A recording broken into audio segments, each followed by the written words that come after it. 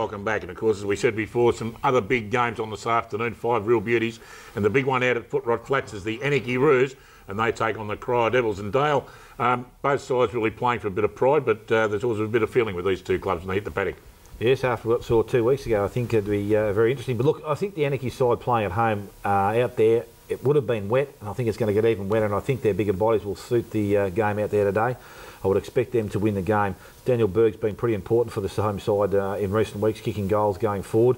And also, I suppose when he goes into the middle of the ground, he provides that bit of mobility through there as well. Young Nathan Bissett's been also pretty good in the year with wickets. As I said, the better players for Cryer will really need to stand up today, and if they can't do it, then I think the Anarchy side will win the game.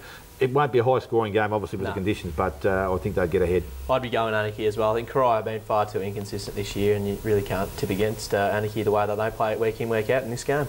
Must be disappointing for Daryl Bissett. He was looking for a big season with the Roos. Everything's taken on the roll again.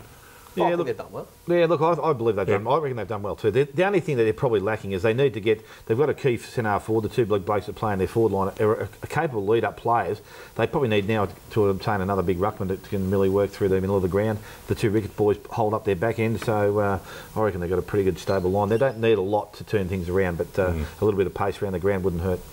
Out of the Gun Club, Winchelsea Blues, they take on Inverleigh, and once again, two sides playing for a bit of pride. Really, Inverleigh have got faint hopes of making the final 5, but that will be very, very hard indeed.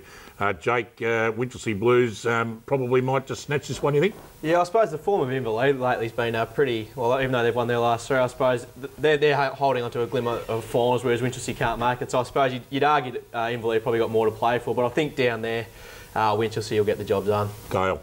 Yeah, look, I agree. I think Winchelsea have proven over the last couple of weeks. Belpay's still at three-quarter time, nothing in it. East Geelong last week, nothing in it. Yeah. Their last quarters have been fade-outs now.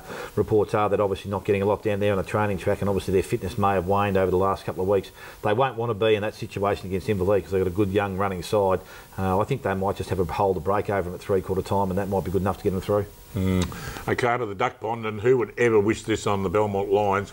They haven't won a game this year so far, and they go up to the Duck Pond and play the Werribee Central's footy club, who can basically do nothing wrong. They've only missed one game, and they've come back with a vengeance since then. Dale, I would think this would be a very large difference in the scores. Yeah, look, I suppose Belmont, if anything, they'd be looking for hail and rain and thunder and storms and everything else they can blow up during the day. We had that Wednesday night. Yeah, well, that's probably true. But look, it's probably that situation where they've got to go up there and just play as best they can. In recent years, Belmont Lions have usually trouble Werribee. They're getting their players back Werribee now. There's only probably John. Smyth was back on their side last week. And Rosenlee's the only other real name that's probably missing from that side. So they're starting to get that continuity back in their group they had during the early part of the season. I think they're going to be too big, too strong, too powerful. They'll make a mess of them. Jake, how far? Belmont, nah, just joking. No, Werribee will win this one quite easily, I think. And triple figures, I would have thought, regardless of the weather. Yeah, it's a bit sad indeed. Out at the Thompson Thunderdome, the Tommy Tigers take on another club that's been struggling all year, the Geelong West Cheetahs. And Jake, I'll go to you. Tommy Tigers, they have I don't like using this four-letter word, slim chance of making the final 5. And they want to make sure this one counts. They need to win, and they need to win well too. I think the percentage that they've got effectively puts them 3 games behind North Geelong, so they need to have a 3-figure win, and I wouldn't put it past them, but I don't think that'll happen. They'll win the game, but final's probably not on the radar anymore, I wouldn't have thought. What do you reckon, Smithy? Yeah, no, I suppose with their run they've got over the next 2 or 3 weeks, it gives them an opportunity to still think they are a chance, and I suppose you've got to hang on to that chance while it's available. As you said before, Stephen McLeod's come into that side. Obviously, his time out of the game has done him no harm. He's come back pretty fit and is providing a fair bit of run and options for them through the middle of the ground. He's been listed as a half-back flanker, but as Jay says, we don't listen too much to what's written in the game or in the paper. But they've got a pretty good stable setup now. I think Geelong West, I don't think they're going too well, and I don't think they'll trouble Thompson at all, unfortunately, but it's a bit of a shame. Yep, Bourke. You already spoken, I already spoken, Dick. So I was just. What do you reckon, Dick? I was rehearsing in my mind about the next game. I don't think there's any doubt. Yeah, the Violet Crumbles. Yeah, we're not allowed to say that anymore. But I did suggest they rename their bar the Violet Crumble Bar out there. They haven't got a name for it yet. Didn't go down too well, did it? No, I didn't go down well. Nothing surprises me. Out of Victoria Park, the other game that was in contention for the match of the round, the Bannockburn Tigers, they take on East Geelong Eagles. Of course, these two sides are in the final 5. Will play finals football, I would think. And I'll go to you, Bourke, first. This will be a really good game, no doubt. Yeah, absolutely. I suppose we touched on that in the second segment there, and I won't be changing my tip. I think it'll be a goal either side. But look, I'll go out on the limb in this segment, and I'll say Belpost till the win, unfortunately for you, Dick. But they're playing some pretty good footy at the moment. North Geelong, they're going to have to play 4 quarters to be any chance. Hang on a minute now, come on. I know you're just trying to test me out, Bourke. Oh, no, it's early, mate. You just got to wake up. We're actually talking about the Bannockburn East Geelong game. That's all right. Bannockburn East Geelong. Oh, well, there you go. Wake up, son. We thought louder was slow. It's a bit early in the morning. Yeah, he probably went out last night to home house or something. No, never. No, Bannockburn East Geelong. I suppose you could almost say it's the same thing. Both sides are go either way. Up there at the top of the... It could go either way. Both sides up the top of the ladder, but... look, Bannockburn at home are always hard to beat, but the way East Geelong are playing, they've won 6 or 7 on the trot, so I think they'll add to that collection as they storm towards the finals and might just get the narrow win. But Bannockburn not travelling too well at the moment. I went through a stage there, I had absolutely no idea what he was talking about. Oh, I thought he was talking about the Bannockburn game, but then he still mentioned the Belpost. Still, that's all right. Look, we all make mistakes. Sometimes you don't concentrate in the morning. It's hard to get up and go. Could be doing other things. But look, I think this will be a good game. I think Bannockburn probably got a lot to prove after last week's pretty poor performance. They'll need to obviously improve their work through the middle of the ground. And if they allow East Geelong to have that same run as they let Belpost still last week through that back end of the ground, they just didn't man up at all, then East Geelong could make a real mess of it. I think the more the ball's on the ground in this game, the better it will suit the smaller Bannockburn side and the quicker of foot boys. I'd like to see Lee Perkins come back into that side. Yep. I think he just adds that little bit of toughness through there. Who they put out's probably going to be the big question if they can afford to do that. But again, they need to get some more options up forward kicking goals. Now, as I said, Dean Perkins I don't think got a mention in the goals last week, and he's been a regular kicking goals for them.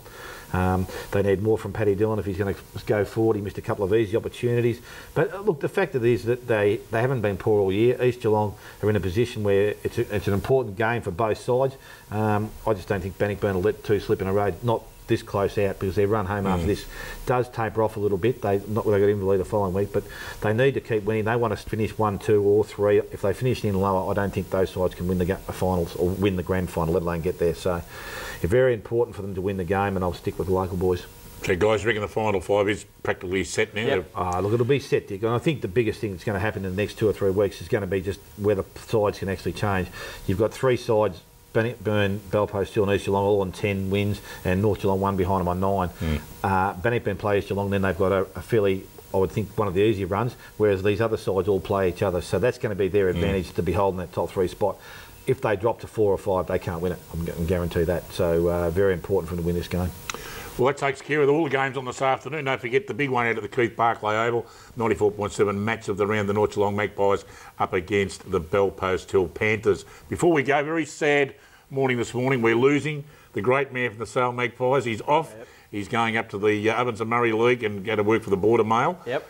So all the best, Jake, and we've appreciated your company on the Saturday morning footy show. I'd just like to say thank you to everyone in here, and obviously Noel on the production line there behind the camera. Obviously don't see him every week, but he does a great load of work behind there, and yeah, we really enjoyed the company of you boys of a Saturday morning, and everyone involved in the league. It's been a good couple of years down here, and hopefully I can get back down here sometime in the future. Good luck, mate, and I just hope they can pay your contract out for you. That's the main thing. The good thing is, Dick, he's going up to the Border male, but he's actually looking for a Border female. So, oh, is that right? That's the third time he's used that gag, I reckon. And he's flicked all the shellers down at Sale too. Yeah, no. Have a great afternoon, guys. Fantastic call up this afternoon out at the Keith Barclay Oval. Looking forward to it. We'll see you all again next week for another great show. Stay tuned to Channel 31 for Daryl Pittman and the boys. I won't do a lot. You know the rest of it. And have a great afternoon in sport. We'll see you all again next Saturday morning. Bye for now, and go Magpies.